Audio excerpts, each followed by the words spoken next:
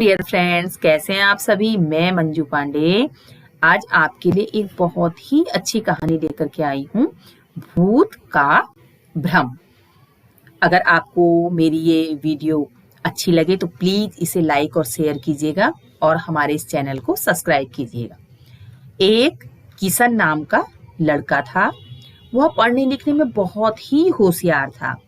वह अपने माता पिता का आज्ञाकारी पुत्र था, उनकी सारी बातों को मानता था। जब देखो तब हंसता रहता, बहुत ही हंसमुख स्वभाव का था। एक दिन किशन के मामा जी घर आए। किशन के लिए वो बहुत सी पत्रिकाएं लाए थे। किशन उन्हें पाकर बहुत खुश हो गया। वह एक एक करके उन्हें पढ़ने लगा। किसी में परियों की कहानी थी तो किसी में जंगली सूअर के किस्से थे, किसी में भालू नाना की कविता थी। किशन ने एक भूत राजा की कहानी भी पढ़ी। यह कहानी उसे सबसे अच्छी लगी। किशन के दिमाग में भूत राजा चक्कर लगाने लगा। वह भूत राजा की तरह शक्लें बनाकर बहुत खुश होता। फिर वह गले को भींचकर भूत राजा की तरह से बोलता, हुर्र हुर्र की आवाजें निकालता। लेकिन कुछ दिनों बाद ऐसा हुआ कि वह भूत राजा की कहानी से डरने लगा। वह साथियों से बचकर घर आ जाता। जब वह कमरे में पढ़ने बैठता तो उसे खूब डर लगता। धीरे धीरे उसे लगने लगा कि कहीं भूत राजा उसे किसी दिन मिल गया तो। कभी वह सोचता कि किसी दिन भूत उसके ऊपर चढ़ बैठा तो। अब किशन का मन पढ़ाई में नहीं लगता था। उसका जी उचाट सा रहने लगा। वह साथियों से नजरें बचाकर निकल जाता। किशन के व्यवहार में अचानक आए इस परिवर्तन को देखकर घर के सभी लोग हैरान भी थे और परेशान भी थे। माता पिता के पूछने पर वह कुछ जवाब नहीं दे पाता था कि उसे क्या हुआ है। एक दिन की बात है, आधी रात को किशन बिस्तर पर उछल पड़ा और जोर जोर से हिचकियां लेकर रोने लगा। माता पिता के पूछने पर किशन रो रो कर कहने लगा, उसको भूत पकड़ने आया है, भूत उसको खा जाएगा, अब वह नहीं बचेगा। इस तरीके से रोते रोते वह अपनी माँ से लिपट गया। माता पिता ने किशन को लाख समझाया पर वह न माना। सवेरा होने पर किशन को उसके माता पिता अस्पताल ले गए। डॉक्टर ने जांच की तो उसे किसी बीमारी के लक्षण भी नहीं मिले। भूत राजा किशन के दिमाग में ऐसा बैठ गया कि निकलता ही न था।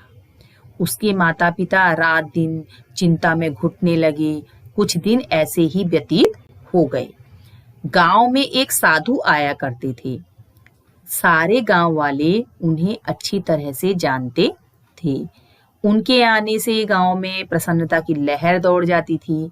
किशन के पिता भी उनके पास जाते थे।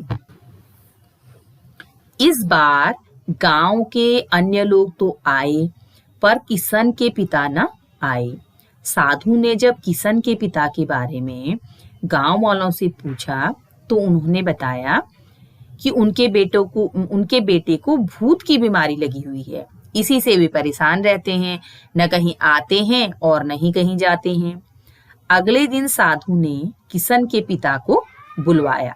उन्होंने कहा, हमें रात को 8 बजे पूजा के लिए 5 दिन तक दूध चाहिए और यह दूध सिर्फ किशन लेकर आएगा। किशन के पिता ने इसे मान लिया। 2 दिन तो किशन ठीक तरह से दूध पहुंचा आया। तीसरे दिन जब वह साधु के पास पहुंचा तो रो रहा था। दूध का बर्तन बिल्कुल खाली था। साधु ने पूछा तो किशन ने कहा, रास्ते में भूत ने मुझे घेर लिया और सारा का सारा दूध भूत पी गया। साधु ने प्रेम से उसके सिर पर हाथ फेरा और कहा, क्या हम तुम्हारे भूत को सदा के लिए भगा दें? किशन यह सुनकर बहुत प्रसन्न हुआ और साधु के पैर छूकर बोला, हाँ, आप भूत को हमेशा के लिए भगा दीजिए ना। साधु ने उसे एक तरकीब बताई। साधु बोले, देखो बेटा, कल जब तुम दूध देने आओ तो अपनी दोनों हथेलियों को तवे से अच्छी तरह से काला कर लेना, खूब काला करना।